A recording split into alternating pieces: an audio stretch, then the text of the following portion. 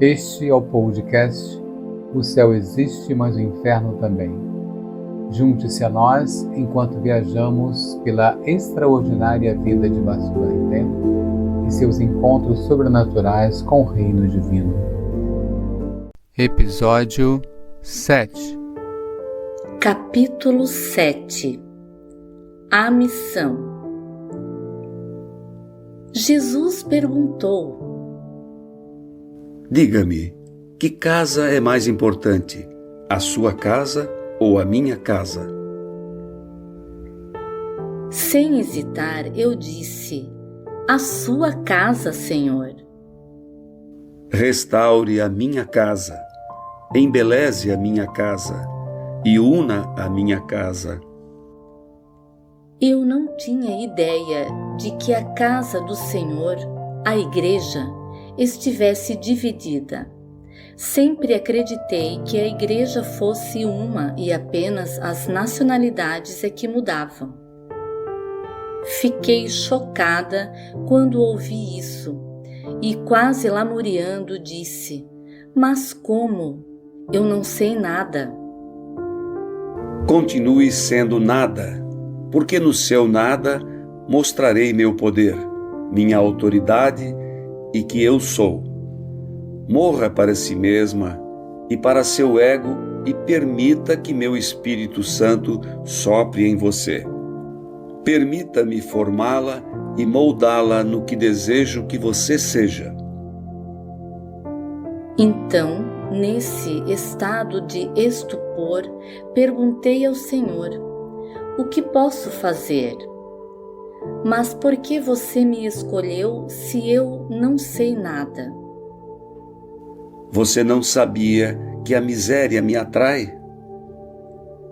O Senhor acrescentou: através da sua miséria, vou mostrar minha misericórdia ao mundo. Venha, você me encanta. As crianças são minha fraqueza, porque elas me deixam moldá-las. Este encontro de ensinamentos diários me levou a um período de graça e de felicidade. Não era apenas como ser uma aluna particular de Jesus sob a sua supervisão, mas era como ter uma lua de mel espiritual, um estado de sedução.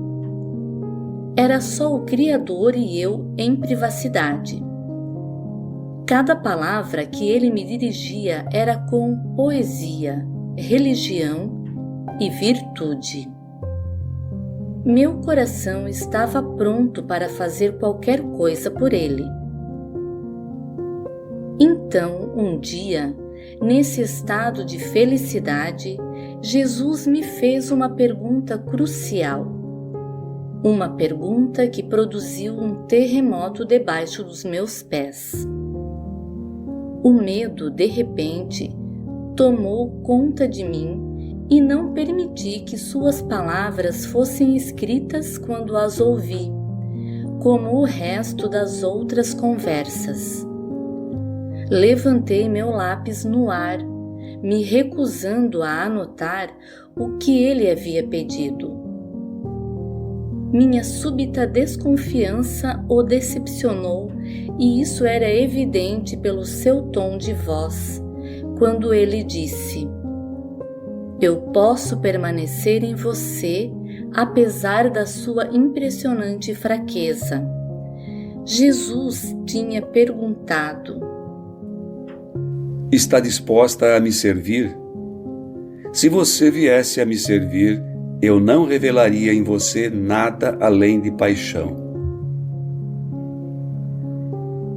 Repeti paixão, sem entendê-lo, e então ele disse: sim, paixão. Mas nesse ponto levantei minha mão do caderno, sem vontade de escrever o que veio a seguir, embora eu tenha ouvido tudo. Pude ver que eu tinha decepcionado o Senhor, o que me aborreceu, mas eu tinha medo do desconhecido. medo de que ele me dissesse para fazer as malas e sair da minha casa para entrar para um convento carmelita ou algo assim e me tornar uma freira. Passei a noite inteira pensando no que Jesus havia me pedido. Lembrei-me de como eu tinha sido no passado e de como ele tinha me revelado minha vida pecaminosa para que no futuro eu não pecasse mais.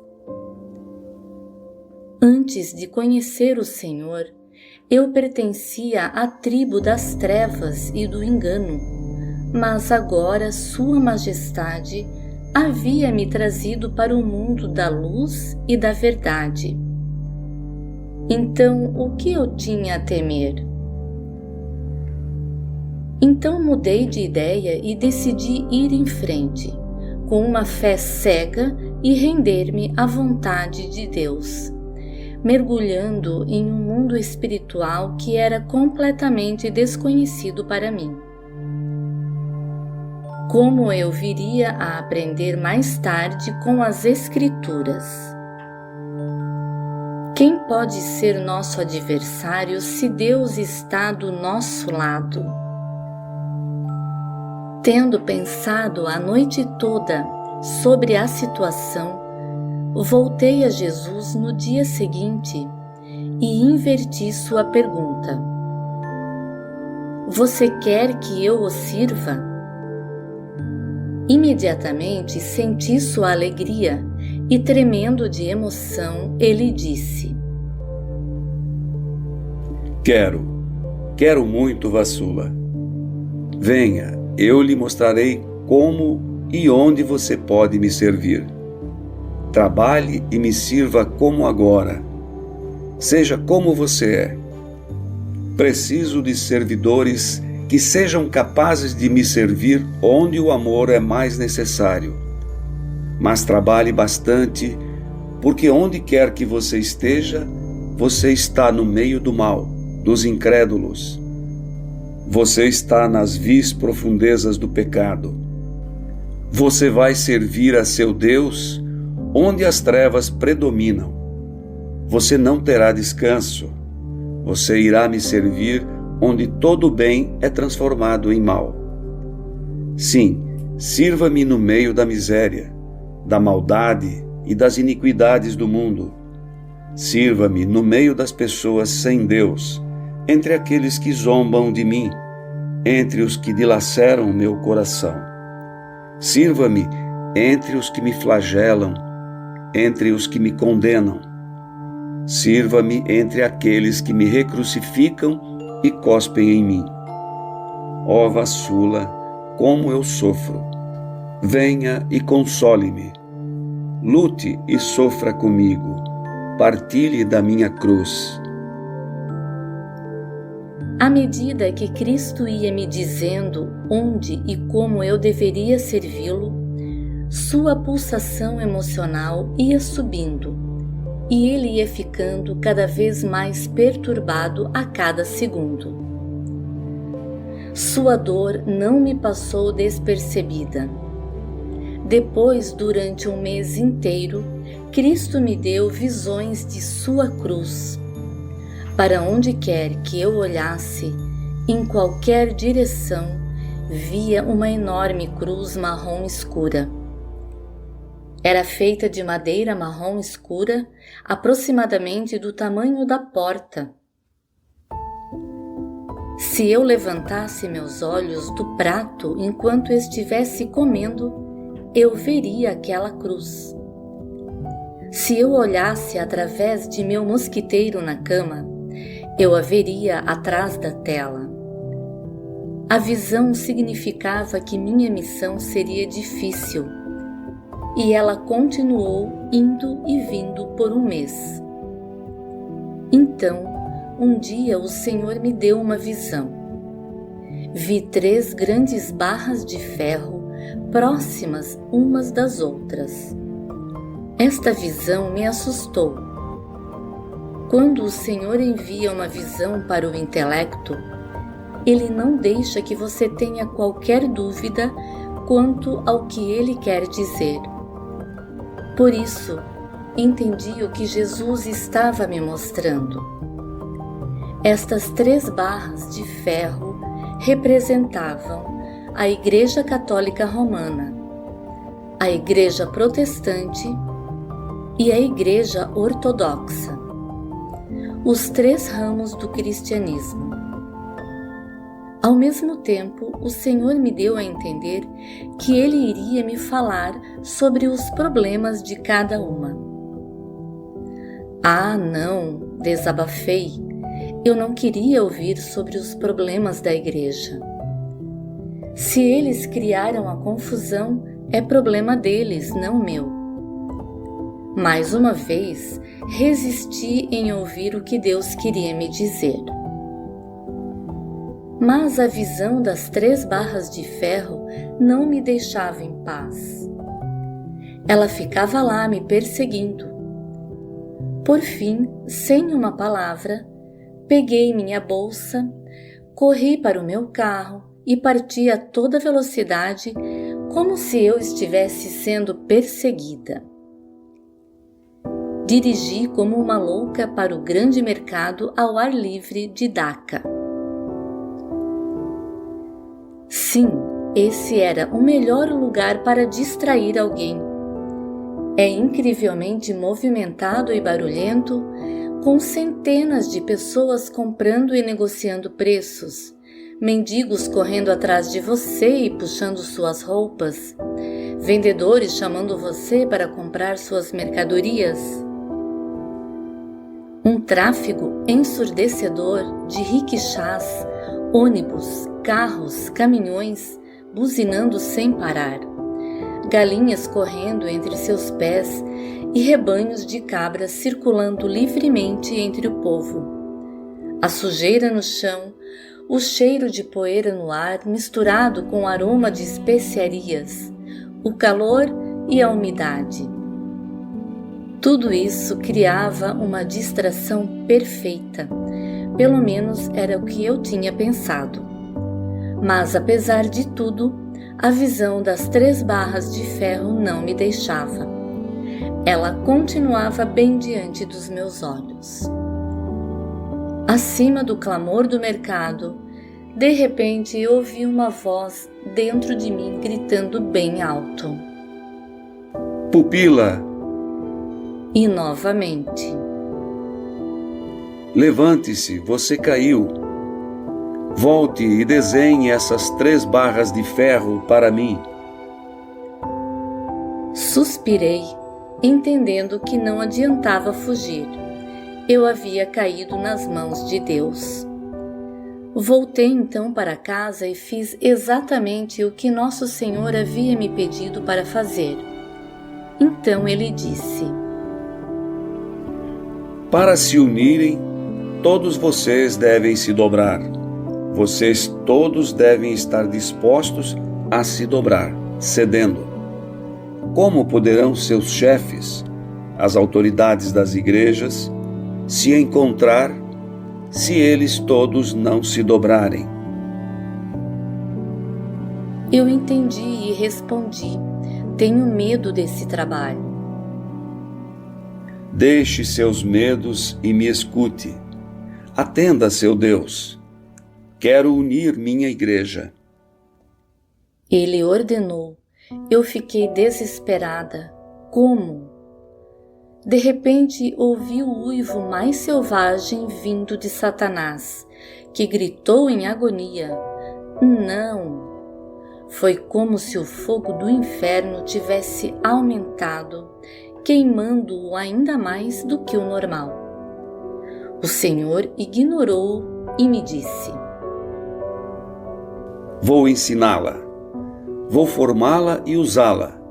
Então morra para si mesma e permita que meu Espírito Santo sopre em você. Faça o melhor que puder e eu farei o resto. Unir minha igreja será a glória do meu corpo. Receba a minha paz e confie em mim. Aprenda a caminhar comigo. Ouvi as palavras e anotei. mas eu ainda estava desnorteada. Afinal, como é que eu poderia até mesmo começar a lidar com os problemas na igreja?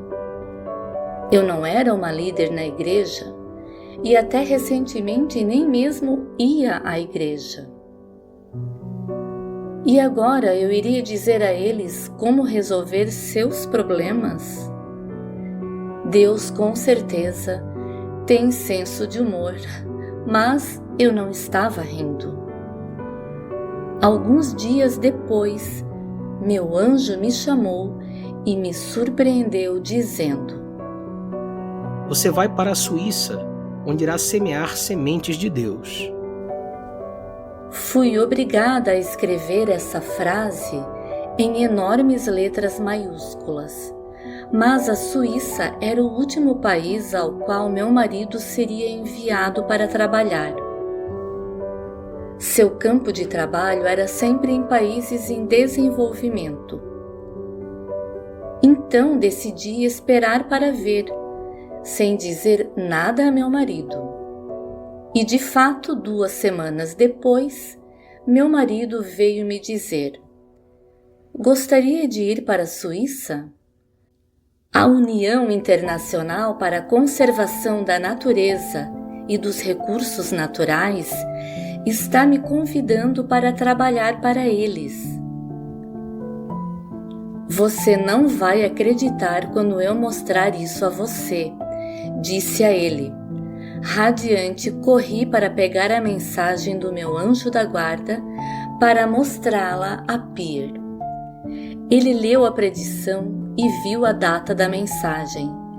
Ficou estupefato e eu também. Então Deus está nos mandando para o centro da Europa para começar aquilo para o que fui chamada, pensei em silêncio. Durante os preparativos para a mudança, os empacotadores sempre trabalhavam com as portas de nosso jardim abertas.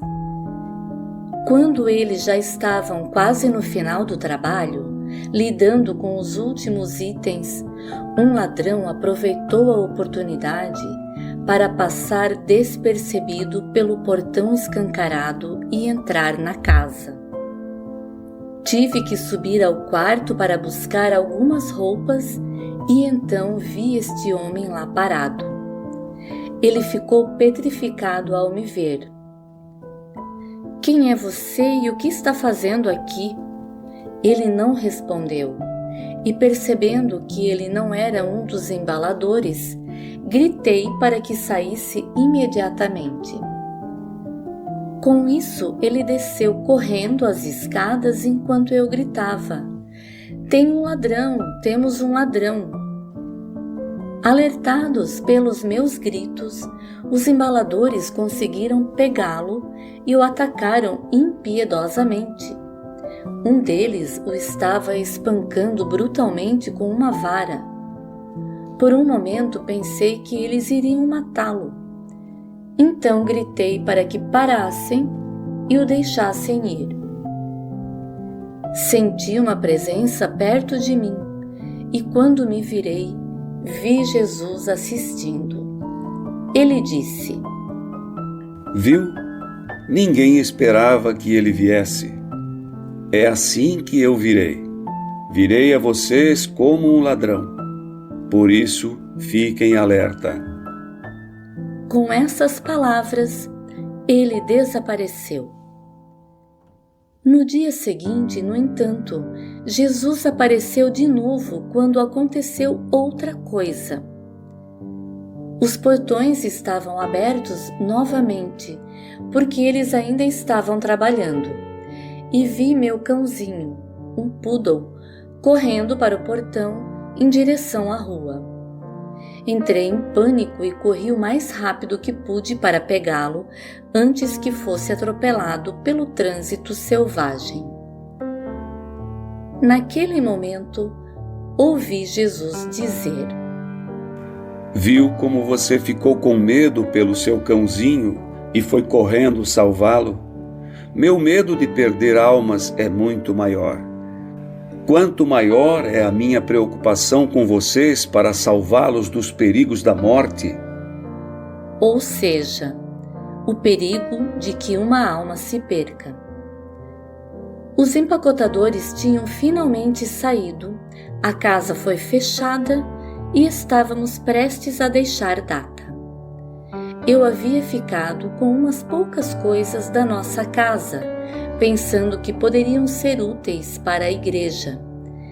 E antes de sair, eu queria doá-las e me despedir dos padres.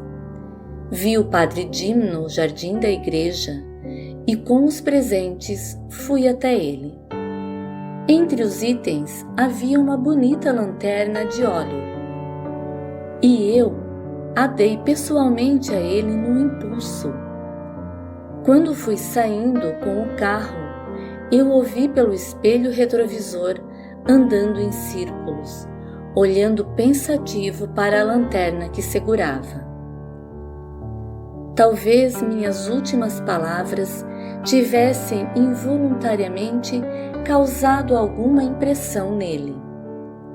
Quando lhe dei a lanterna, disse: "Olhe, pegue e fique com essa lanterna. Será útil para lhe dar luz sempre que estiver no escuro." O que eu queria dizer é que poderia ser útil para as ocasiões em que, como acontecia às vezes, acabava a luz. De alguma forma, minhas palavras acabaram sendo simbólicas para ele, apesar desta ter sido a última vez que soube dele por algum tempo. Menos de um mês depois, estávamos saindo de nossa casa e a caminho da Suíça. Era uma grande mudança sair de Bangladesh e ir para a Europa. E mudar-me para a Suíça era como se estivesse se fechando um círculo, uma sensação de voltar para casa. Este sentimento foi reforçado quando encontramos um apartamento na mesma rua onde eu havia morado com meus pais, quando viemos pela primeira vez para Lausanne. Uma vez estabelecida na Europa, eu estava em uma localização mais central para divulgar as mensagens. E com o passar do tempo, as mensagens se relacionavam cada vez mais com a unidade da igreja. Jesus não me revelou tudo de uma vez.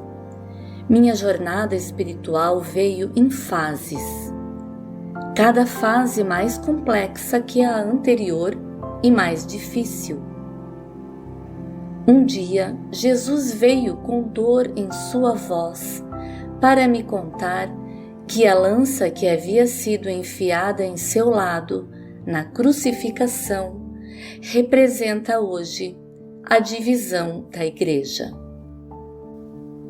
Ele disse que os seus representantes, que relutam em se reconciliar e se unir, mutilaram seu corpo. Ele disse que a lâmina da lança ainda estava alojada bem fundo dentro dele. Meu corpo dói. Bem no meio do meu coração está a lâmina da lança. Em 26 de julho de 1988, o Senhor disse: Minha igreja foi selvagemente ferida, e em pouco tempo os fundamentos da eclésia serão abalados. Isto será seguido da extirpação de todos aqueles que causaram suas feridas e que se multiplicaram em meu corpo com a intenção de lhe causar dano. Demorei muito tempo para compreender esta metáfora da lança.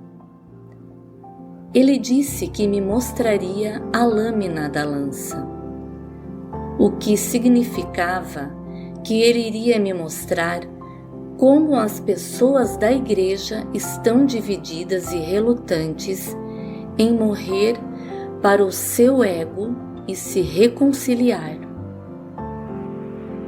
Cristo me disse que durante seus diálogos, alguns deles fingiam que estavam trabalhando para a unidade e, na verdade, não estavam. Antes que se opunham à vontade de Cristo, eram a lâmina da lança, ferindo o coração de Jesus.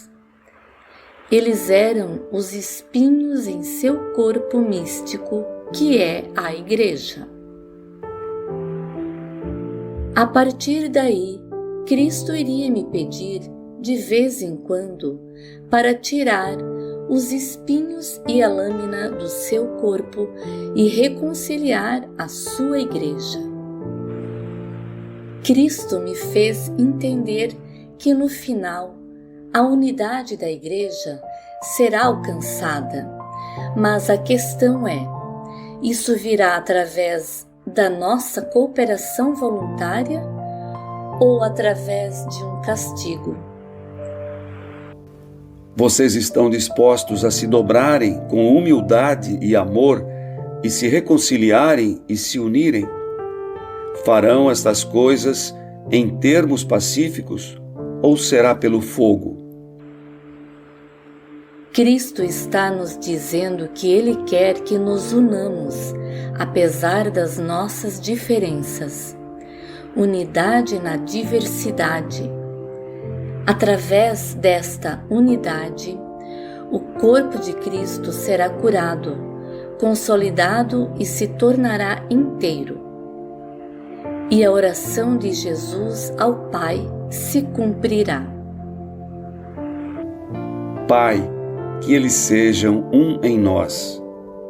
Como você está em mim e eu estou em você, para que o mundo creia que você foi quem me enviou. Eu teria que fazer todo o caminho até o Papa e até os chefes das outras igrejas para transmitir as mensagens de Jesus Cristo, que lhes dá a chave para a unidade. Mas eu ficava pensando, como é que eu vou conseguir chegar até eles? Será que vão me ouvir? Há uma ninguém que afirma que Deus fala com ela. Eu sabia que, de seu ponto de vista, simplesmente seria demais acreditarem em mim, sem uma investigação completa.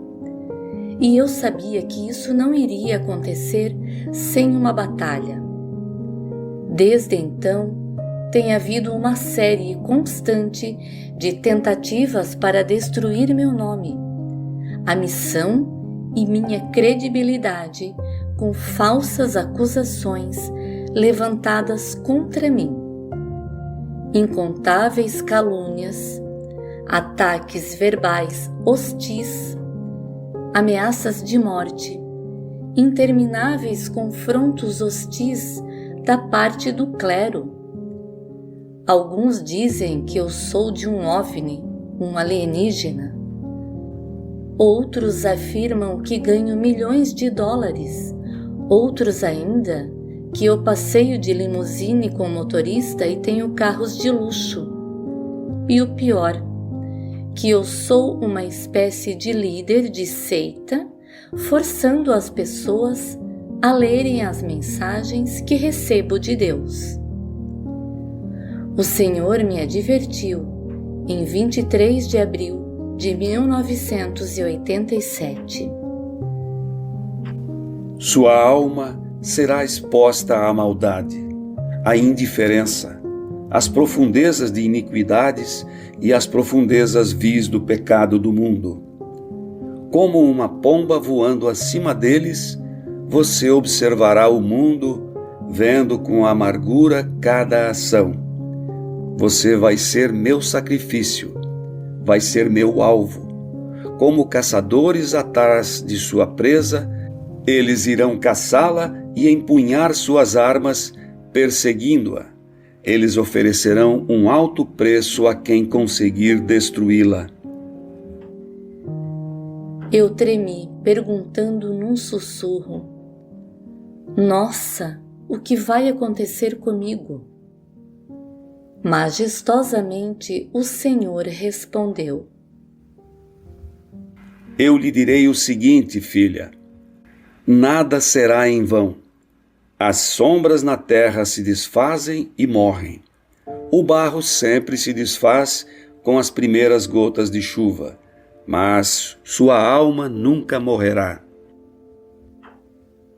Então tudo começa agora. Começa o trabalho pela unidade, pensei comigo mesma.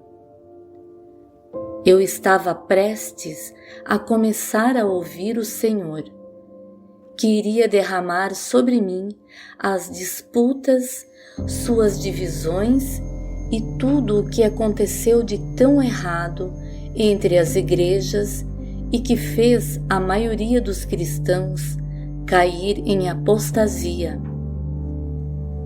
Comecei a compreender que o que eu tinha experimentado até agora era apenas a ponta de um enorme iceberg. Então, assim como alguém que desenrola um pergaminho, Deus foi me revelando o caminho da minha missão, suas dificuldades e a minha vida, em uma visão absolutamente incrível.